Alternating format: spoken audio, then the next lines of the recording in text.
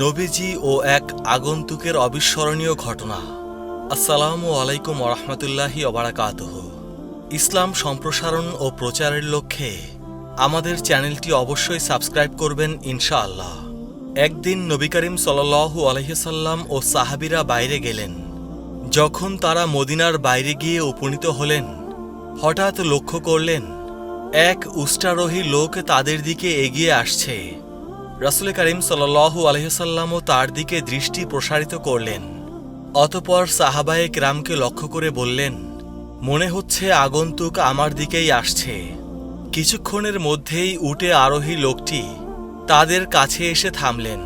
তাদের দিকে অর্থপূর্ণ দৃষ্টিতে তাকাতে থাকলেন। নবী করিম সাল্লাল্লাহু আলাইহি সাল্লাম তাকে জিজ্ঞেস করলেন, তুমি কে? কোথা থেকে এসেছ? আগন্তুক তার পথের দুঃখ কষ্টের বিবরণ দিয়ে কাঁদতে লাগলেন।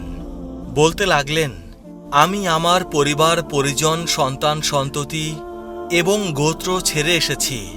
নবী করিম সাল্লাল্লাহু আলাইহি সাল্লাম আগন্তুককে আবার জিজ্ঞেস করলেন, কোথায় যাচ্ছ? আগন্তুক উত্তর দিলেন, আমি আল্লাহর রাসূলের সঙ্গে সাক্ষাৎ করতে যাচ্ছি। নবী করিম সাল্লাল্লাহু আলাইহি সাল্লাম বললেন, তুমি তাকে পেয়ে গেছ। নবীজির কথা শুনে আগন্তুকের চেহারা উজ্জ্বল হয়ে উঠল। দেহ ও মনে এক আনন্দের শিহরণ বয়ে গেল। আগন্তুক বললেন, ইয়া রাসূলুল্লাহ, ঈমান কি জিনিস? আপনি আমাকে তা বলে দিন। নবী করিম সাল্লাল্লাহু আলাইহি সাল্লাম বললেন, তুমি এই সাক্ষ্য প্রদান করো যে আল্লাহ ছাড়া আর কোনো ইলাহ নেই, মুহাম্মদ সাল্লাল্লাহু আলাইহি সাল্লাম আল্লাহর রাসূল। অতঃপর সালাত কায়েম করো, জাকাত প্রদান করো, রমজানের সাওম রাখো, বায়তুল্লাহর হজ সম্পাদন করো। আগন্তুক বললেন, আমি এগুলো সবই স্বীকার করে নিলাম। আগন্তুক তখনও তার কথা পুরোপুরি শেষ করতে পারেনি। এমন সময় হঠাৎ তার উটটি তাকে নিয়ে নড়েচড়ে উঠল। ফলে উটের পা ইঁদুর বা এই জাতীয় কোনো কিছুর গর্তে গিয়ে পড়ল। উটটি ভারসাম্য রক্ষা করতে না পেরে মাটিতে পড়ে গেল। আগন্তুক তখন উটের ওপরই ছিলেন। তিনি উটের ওপর থেকে উল্টো হয়ে মাথার ওপর পড়লেন। মাথায় প্রচণ্ড আঘাত পেলেন। তার দেহটি কিছুক্ষণ তরপাতে তরপাতে স্থির হয়ে গেল। নবী করিম সাল্লাল্লাহু আলাইহি সাল্লাম বললেন, তাকে আমার কাছে নিয়ে এসো। আম্মার ইবনে ইয়াসির ও হুযায়ফা রাদিয়াল্লাহু তাআলা আনহু আগন্তুকের কাছে গিয়ে তাকে বসানোর চেষ্টা করলেন, কিন্তু তিনি বসলেন না। তাকে নাড়াচাড়া দিলেন, কিন্তু তিনি নড়লেন না।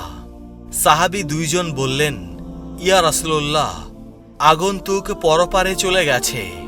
এরপর নবী করিম সাল্লাল্লাহু আলাইহি সাল্লাম তার দিকে তাকালেন, সাথে সাথেই আবার দৃষ্টি ফিরিয়ে নিলেন। তারপর হুযায়ফা রাদিয়াল্লাহু তাআলা আনহু ও আম্মার ইবনে ইয়াসির রাদিয়াল্লাহু তাআলা আনহুর দিকে নবী করিম সাল্লাল্লাহু আলাইহি সাল্লাম তাকিয়ে বললেন, তোমরা কি তার থেকে আমার দৃষ্টি ফিরিয়ে নেওয়ার বিষয়টি লক্ষ্য করেছ?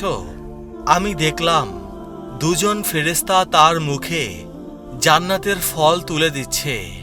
বুঝতে পারলাম সে ক্ষুধার্ত অবস্থায় মৃত্যুবরণ করেছে। মুসনাদে আহমদ। আল্লাহ পাক ইরশাদ করেন, ভূপৃষ্ঠে যা কিছু আছে সবই নশ্বর, একমাত্র আপনার মহিমাময় ও মহানুভব পালনকর্তার সত্তা ছাড়া। সূরা আর রহমান, আয়াত 26-27।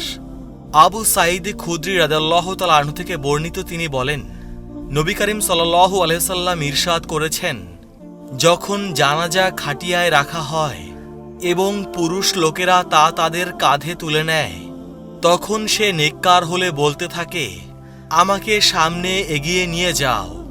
আর নেককার না হলে সে নিজের পরিজনকে বলতে থাকে, হায় আফসোস, এটা নিয়ে তোমরা কোথায় যাচ্ছ? মানব জাতি ব্যতীত সবাই তার চিৎকার শুনতে পায়। মানুষ যদি তা শুনতে পেত তাহলে অবশ্যই জ্ঞান হারিয়ে ফেলত। সহিহ বুখারী।